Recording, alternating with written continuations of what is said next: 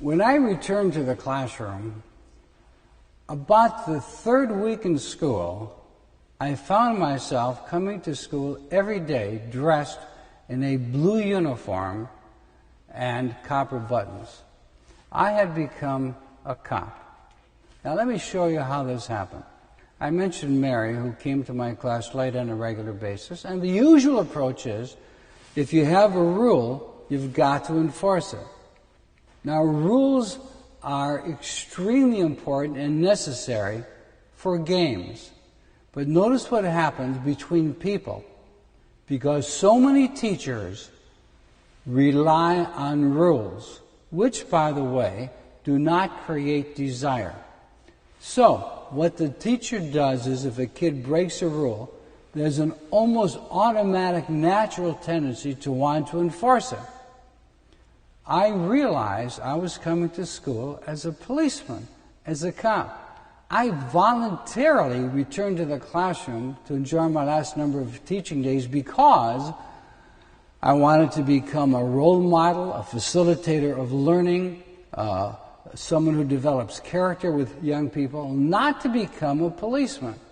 And so I realized that there's got to be a better way than what I was doing. So what I did is I looked at all my rules, and I realized there were either procedures, in which case I taught them, or they were expectations. And I'll get to my expectations when we get to the discipline program and talk about the hierarchy of social and personal development. My point, I looked at my rules and realized that automatically I was enforcing them. So as you will see, since I want to raise responsibility, that's what I called my rules. I called them responsibilities.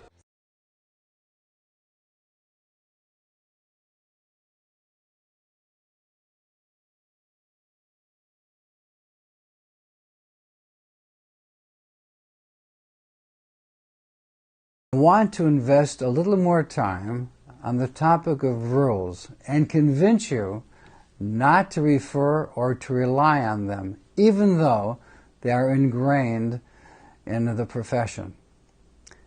If your objective is to empower your students and have them put forth effort in their learning and have them want to behave responsibly, referring to rules is counterproductive.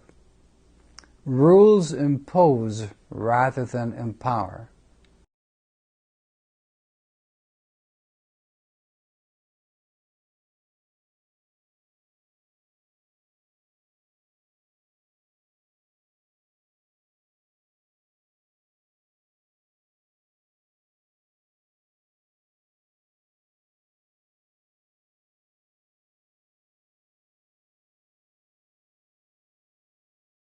You need to determine whether you want to rely on imposing rules or empowering students by teaching procedures.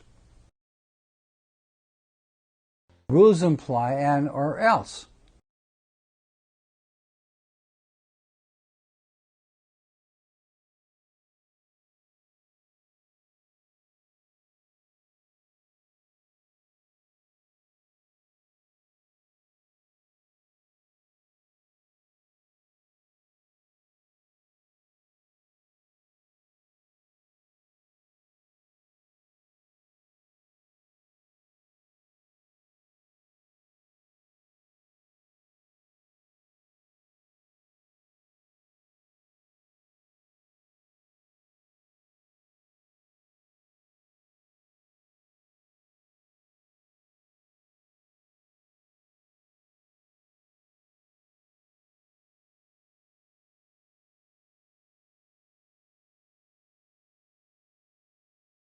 Remember that before you teach anything.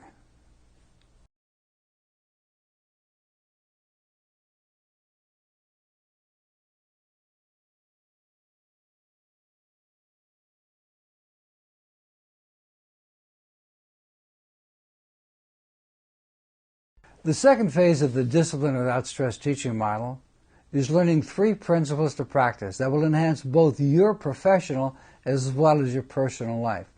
But before we do, let's do a little bit of practice, a little reflection. What we have learned so far.